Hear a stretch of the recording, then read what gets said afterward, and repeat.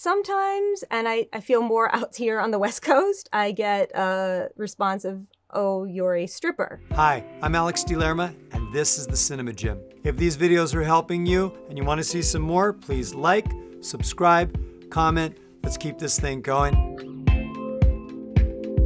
Yeah, Leslie Augustine, my guest. You are, of course, an actor, but you're also a dancer. Yes. And you started as dancer first. I started at the same time. I took both acting and dancing lessons at the same time, but maybe a little more focused on dancing. I started in ballet. Would you say that people kind of think of you as a dancer first? Probably, yes, because I do a lot more, dance videos. And I think as of lately, I've done a lot more live dance shows. That's why you're the perfect guest for this topic, which is actor-dancer discrimination. When I was a younger person and I was an actor and I had worked with some people who were like singer, dancer, actor, but kind of dancer first. And they had shared with me something about some prejudice. Like they weren't taken as serious as actors. And I kind of thought that can't be a real thing. But apparently it still is. It still is. I don't know if it's as prevalent as it was back then, but it still is a bit of prejudice. I think sometimes, I don't know why, that dancers are not thought to be intelligent. What? Which I know, considering we have to count music, learn choreography, work with other people on the stage, and we are also acting because a lot of times we are playing characters, but we can't talk. And you're also working on the physics of dance movement all together at the same time. Wow. When you meet somebody for the first time and if they say to you, like, what do you do? If you mention that you're a dancer, what's a response you might get? Sometimes, and I feel more out here on the West Coast, I get a response of, "Oh, you're a stripper." They just make that leap. Yes.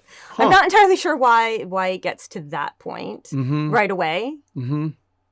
That's interesting. Like, I know Hollywood at times has cast actors. Let's go way back to Kevin Bacon and Footloose. Okay. Yeah. That's the best known. That's one of the, and Footloose too, arguably one of the biggest money makers of the 80s, right? Right. Great movies. Where they had body dancer doubles. That were doing the harder moves and things like that. But that's still going on, right? Absolutely. I mean, even Black Swan with Natalie Portman. Oh, right. Right. When that came out, there was a riot a bit in the ballet world. There was backlash? There was, because they said that Natalie Portman trained for only 1 or 2 years, and she did 90% of her ballet dancing, which obviously they claimed that. And obviously that, just dancing on point, you need at least 5 to 10 years because the muscles used to go on top of your feet, you're not going to get that in 1 year. To do advanced Swan Lake is one of the hardest ballets ever created. Right. And they did use a dance double, but it came out later because the company they worked with was like, "Hey, wait a minute." Somebody leaked it. Yeah. She would have had to have had some serious training to carry that through the movie. I think she did a lot of stuff she could do on the soft shoes, the ballet slippers, and you could tell she did a lot of beautiful, like, upper body movements. But there is no way she would have the leg strength to lift her leg up to her head, to do turns on one foot on point shoes in only a year or two of training. I can already, if there's a producer watching this, I already know the argument, right? She's a name. We got to sell this movie, and we need a name. I don't know that that's necessarily true. Right. Because if you have a great, and now I'm going to defend the dancer, I think that, they really should open up in casting the scope of who you're going to cast for a role that requires great acting and dancing. Don't immediately assume that, well, if we don't have a name, that we can't sell this. If you have a great script, and there's just endless examples of that. There is. Far before Rocky. Yeah. But I'm going to go with Rocky. which nobody wanted Sylvester Stallone. Now we go to Good Will Hunting. Mm-hmm. Nobody knew who those guys were, right? Right. My Big Fat Greek Wedding. Absolutely. And then you have somebody who's, if you go with a real dancer, there's just a level of authenticity, and the audience likes that there's no tricks, Mm-hmm. and they're just watch. You know, Amadeus, Milos Forman Mm-hmm. was the director, and you know, of course, the powers that be were saying, "Well, we got this name actor we could get, or that name actor we could get," and he's like, "No. The star is the music." And yeah, Mozart himself, everyone knows. That's the star of the movie. Yeah. And it's such a great story. It is. It trusts that if we get great actors, it doesn't matter that the two leads were known for a small role in Animal House and a small role in Scarface. Yeah. Those are the two big movies that F. Murray Abraham and Tom Holtz. Yeah, that's all they had done at the time. Right? And not to say that Black Swan I love the movie. It's a great movie. But not to say that professional ballet dancers couldn't have done Mm-hmm. the roles in there, because most of us also take acting classes, even if we're not also actor dancers. If I know many ballet dancers who also, the companies make them take acting classes because you do many roles within ballets that have storytelling. So you have to learn to become different characters. And we are very body aware.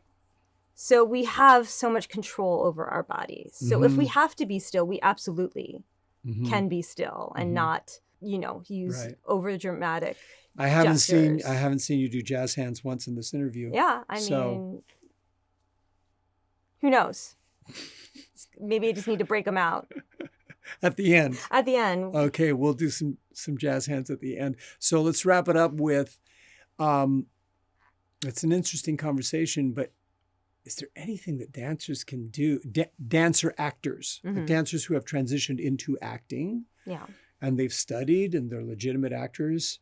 Is there anything that they can do? Because you don't want to hide it, right?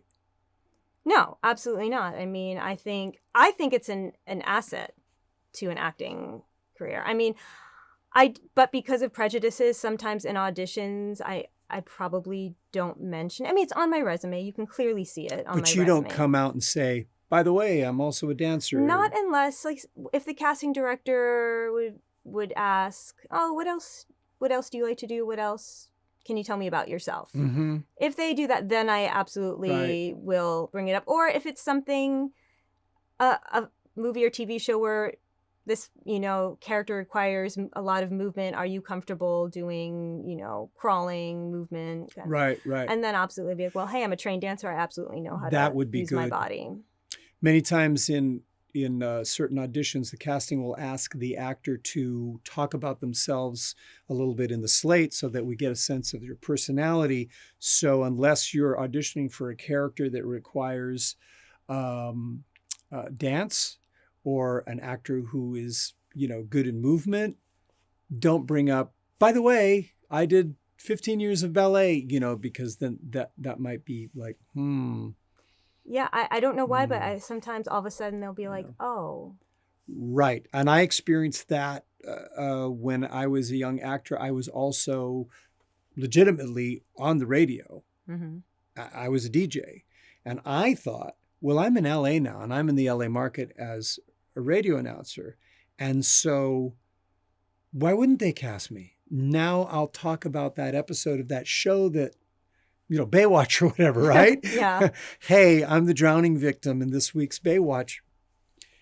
And when my agent found out that I was talking about that, because agents sometimes will call casting and they get feedback. Right. On, and they were like, oh, yeah, well, yeah, he was talking about being on the radio station. And she's like, why are you doing that? I go, well, doesn't that make sense? They're like, no, they don't. It's one thing if you were Howard Stern, who at the time was massive. Right. I mean, he's still out there, but he's not what he once was, right? Yeah. She's like, that's one thing. But it's, you're not Howard Stern. Like, don't tell them you're a radio announcer. And so there was that prejudice about it.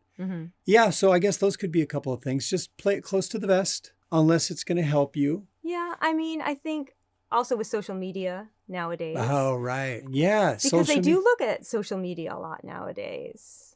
I think we have another topic that we're going to have to do. I feel like we might, yeah. All right. Well, thank you so much for coming in. Thanks, Alex. For bringing in the Halloween festive thing. It was like great talking to you as we go out on jazz. Got to have the jazz hands. The Cinema Gym is all about helping you transition from the stage to the screen. If you're interested in classes, seminars, or private coaching, you can visit the website. Hope to see you in the gym soon. TheCinemaGym.com for virtual one-on-one coaching for camera.